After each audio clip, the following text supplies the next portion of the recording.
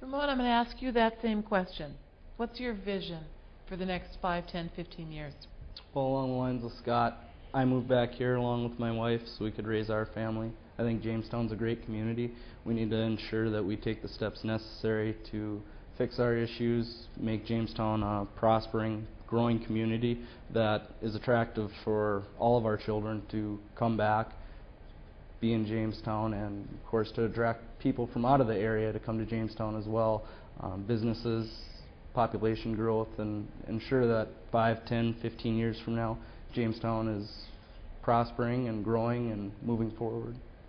Okay. Francis, I'm going to ask you a different take on that. You're up at the high school, and you see the high school kids all the time. And out, we're always talking about out-migration and how the young kids, as soon as they're out of school, they are gone. Do you have any thoughts about that? Any ideas how we could keep kids from just leaving? Well, if we can get the infrastructure straightened out and settled down, we could try and get more feasible, higher paying jobs to move to Jamestown in a lot of different avenues. If we do that, they probably will go off to college and then hopefully move back eventually. That's what I like to see. That would be good too. All right, we still have some time. Ramon, I'm going to ask you this first. Okay. What should the city be doing to plan for developing the area near the Jamestown Regional Medical Center? There's a couple issues near the Jamestown Regional Medical Center. The mayoral candidates touched on the fact that there is an issue with water supply if there's continued growth out there. Obviously, we're going to have to install a working sewer system in that area. There's a lot of basic needs as far as infrastructure. Another one is access via road. Right now, the only routes to get to that area are on I-94 and the frontage road on the north side of it. From my experience in law enforcement, that's a poor visibility area during winter weather or severe winter weather. There's heavy drifting in that area, so we also need to build the roads to get to that area from another location, whether it be between the mall and Walmart, or we need additional routes to that area. Once the infrastructure is in place, there's plenty of room to build. There's a lot of opportunity for growth in that area. Okay. Scott, how much strategic planning should Jamestown be doing to get prepared for the future? I think continual, obviously. I mean, we need to have a plan in place. We have a lot of different entities, so obviously part of that plan is open mind, open communication. If we're going to plan on developing to our maximum potential, just looking at the location with the medical center, I mean, we've got a plan. We've got several entities to work with, whether a road network with the state, obviously county and city, and that planning, obviously, we can plan for whatever we want and we can have whatever we want as long as we have to figure out how we're going to pay for that. And that's part of the plan and also part of the problem in the same sense is, we want to go to the next level, but we want to do it in a fiscally responsible manner. Francis, I'm going to ask you that same question.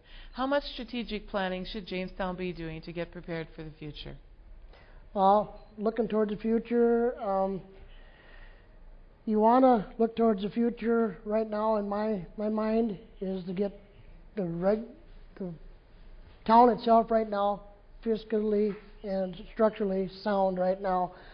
And like they say, you got to have more roads and they got to take more money. We got to find a way to put the money into adding on to it after we get the rest of the town prioritized. Well, gentlemen, this has been fun. I don't know all of you that well, and it's been fun for me to sit here and listen to you and your answers. These are the gentlemen who are running for a city council seat. Please contact them if you have any questions, and we're going to take a little break right now so we can prepare for the school board candidates. Thank you. Thank you. Thank you. Thank you.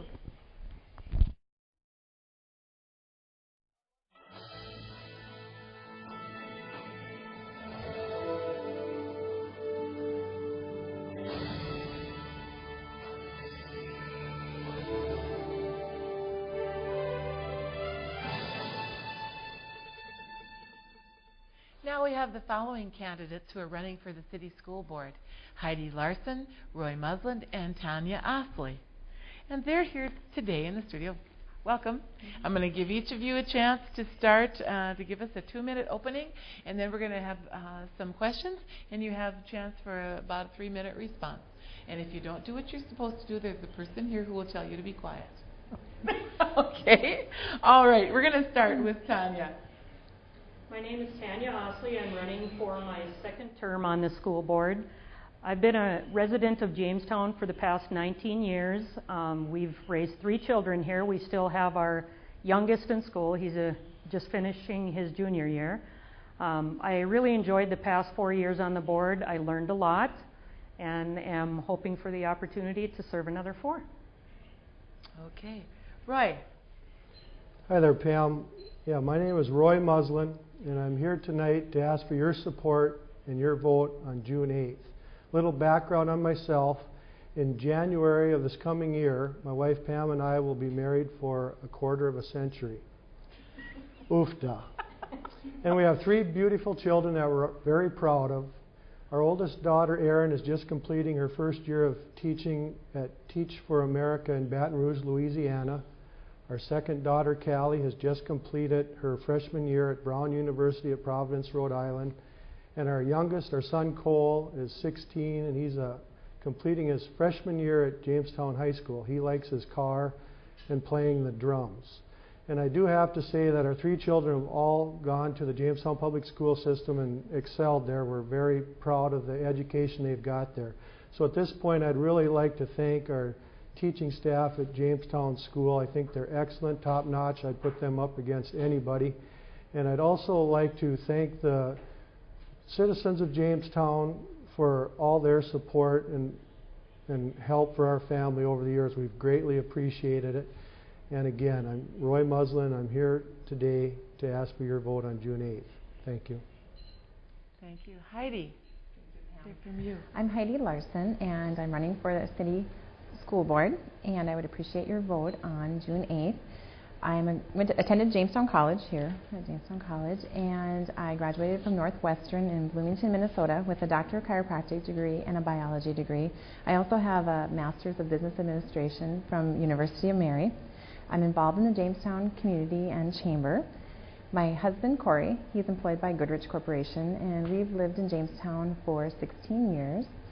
We have 3 children, ages 11, 8, and 4.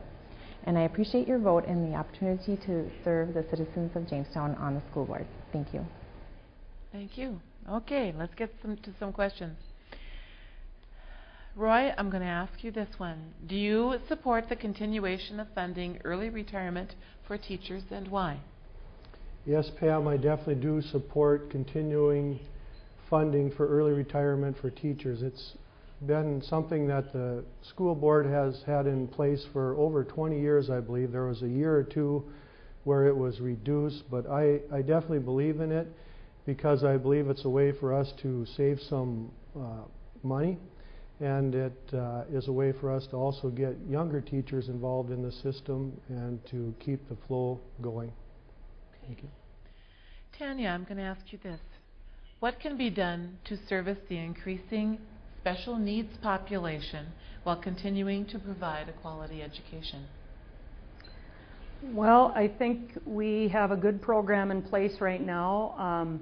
We do work hand in hand a lot with the Ann Carlson community, and I think we need to keep putting funding dollars into that education. Obviously, all kids deserve a fair shot at being educated, and I think right now that we do a pretty good job with our current situation. So I would say continue to do that, maybe put more dollars into it as needed and service those students. Thank you.